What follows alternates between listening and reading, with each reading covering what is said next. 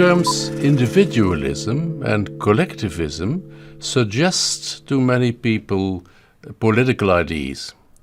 And in fact, both words were used, as far as I know, for the first time in the 19th century for political ideologies. Anything that ends on ism sounds like a political ideology.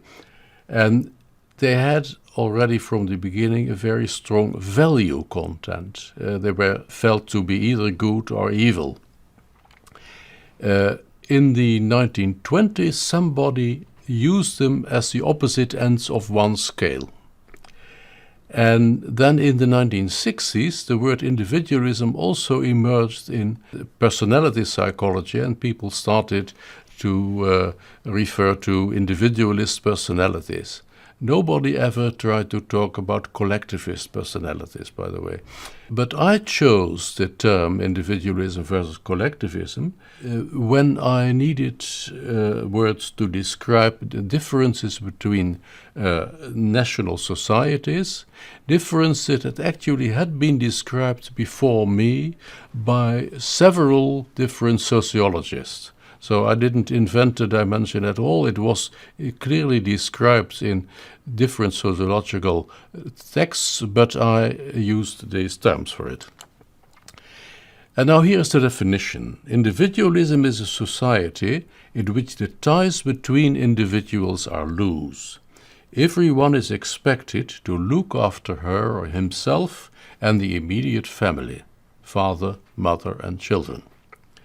And collectivism is a society in which individuals from birth onwards are part of strong in-groups, usually the family, sometimes the extended family, sometimes the village society, sometimes the tribe.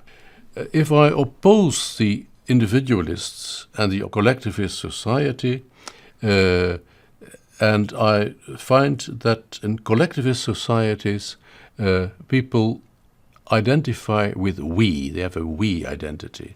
And in the individualist society, obviously, an I identity. In the collectivist society, they are, with a difficult word, exclusionist.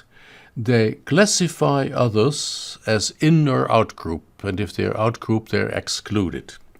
And in the individualist society, there is universalism. Other people are classified as individuals by their own particular characteristics. The competition in collectivist society is not between individuals, but between groups, between tribes. You could say they're often tribal societies.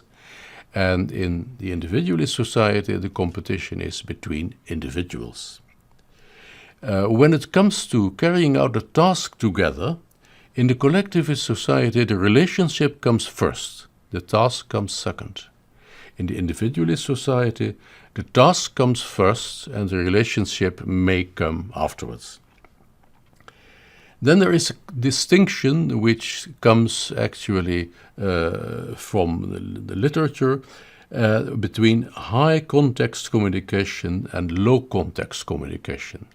And in high context communication, it means that that is for the collectivist society, and that many things are obvious. So actually the communication can be short. Individualist societies, everything must be specified, and therefore the communications take more words, they are more extensive. And the last thing that I want to bring up is that a key word in collectivist society is harmony. There should be harmony inside the in-group.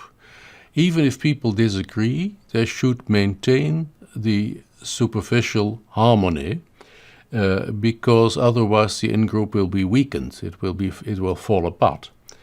In the individualist society, the idea is that confrontations can do no harm, they can sometimes be healthy. Now, how do we measure the position of a country on the individualism-collectivism dimension? It can only be measured relative to other societies. There is no absolute yardstick for it. And it is expressed in individualism scores, IDV. IDV values can be plotted on a scale from 0 to 100. and scores close to 0 stand for the most collectivist society, and scores close to 100 for the most individualist society. And here is a selection of 14 countries out of the 76 for which we have scores. The highest score for individualism we find in the United States of America. On the high side we found Australia, Britain, also the Netherlands, also Denmark, France, Germany. In general, we find European countries on the high individualism side. We find collectivist societies, low IDV scores in places like India, Japan, also in Russia, by the way, and the Arab countries, Mexico, and the lowest in China. What can we do with these scores? Well, we can correlate them with hard data. And I have a selection here of things that correlate significantly with the IDV scores. And first of all, wealth or poverty of a country. Wealthier countries tend to be more individualist, poorer countries to be more collectivist. The order of logic, in fact, is not that individualism comes first, it is that the wealth comes first and then the individualism follows. Collectivist societies have lower press freedom. Individualist societies have more press freedom. Then there are human rights. They were established by the Universal Declaration of Human Rights, and they are having measured by a human rights index, and the index is clearly lower for collectivist societies than for individualist societies.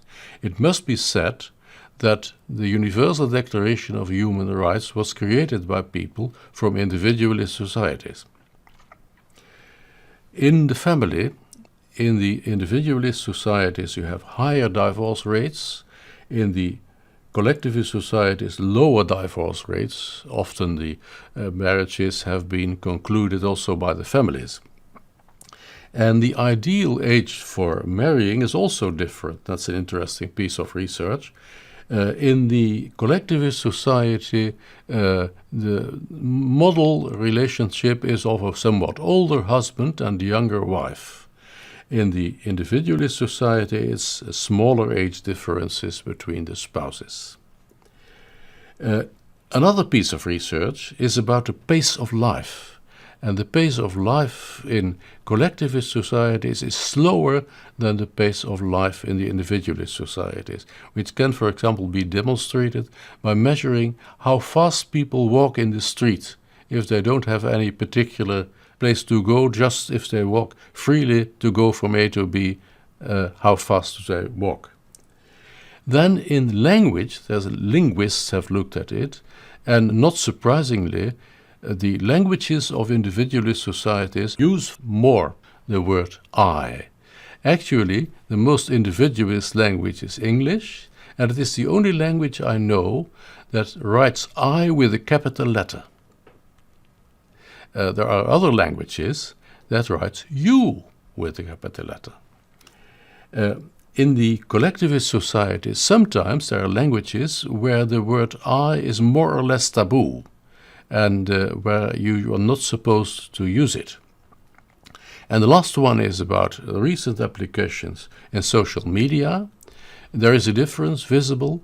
Individualist societies use social media for an active search, and collectivist societies use it maybe for search on indication of the in-group or from communicating with the in-group.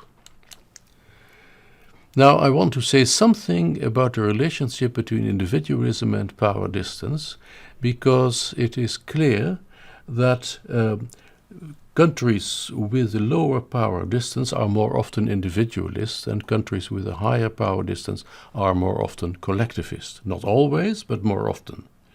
But this turns out to be mainly the effect of wealth. Individualism is strongly correlated with wealth. Power distance, low power distance, is somewhat correlated with wealth. And if we take that effect out, if we compare rich countries with rich countries and poor countries with poor countries, the correlation between power distance and individualism almost disappears. So that is the reason that I treat them still, although they are correlated, I treat them as two separate dimensions. In the United States, some people write about horizontal and vertical individualism. Now that is of course a combination of IDV and PDI. Now the last question is, do IDV scores change over time? Individualism versus collectivism are transferred from generation to generation. You get them in the family. And there's research by Professor Beugelsdijk from Groningen who collects answers of two generations 30 years apart on questions related to individualism and collectivism, and what it shows is that over the 30 years that individualism has been on the increase. But it has not changed the order of the countries, so the countries have moved along together. And because the scores I use are based on the relative position of the countries, the scores did not change. So these scores can be assumed to be stable over time.